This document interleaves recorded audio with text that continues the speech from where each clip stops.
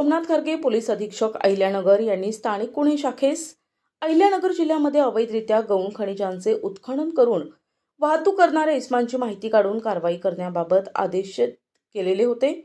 सदर आदेशानुसार स्थानिक गुन्हे शाखेचे पोलीस निरीक्षक किरणकुमार कबाडी यांच्या मार्गदर्शनाखाली स्थानिक गुन्हे शाखेतील पोलीस उपनिरीक्षक समीर अभंग आणि पोलीस अंमलदार संतोष खैरे, गणेश लोंढे, बाळासाहेब गुंजाळ, अमृत आढाव, योगेश कर्डिले, चालक अरुण मोरे यांचे पथक तयार करून सदर पथकास अवैधरित्या गौण खनिजांचं उत्खनन करून वाहतूक करणाऱ्या इसमांची माहिती काढून कारवाई करण्याबाबत सूचना आणि मार्गदर्शन करून पथक रवाना केले।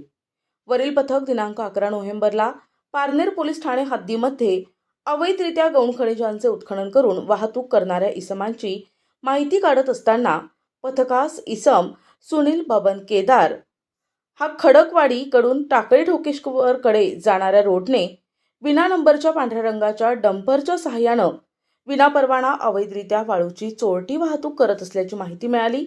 पथकाने तात्काळ गवळी बाबा माथा खडकवाडी गावच्या शिवारात जाऊन सापळा रचून थांबले असता बातमीतील विना नंबरचा डंपर येताना दिसले।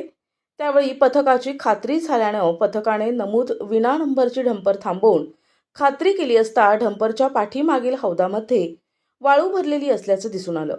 पथकाने गाडी चालकास त्याचे नावगाव विचारले असता ट्रक चालकाने त्याचे नाव सुनील बबन केदार असे असल्याचे सांगितले।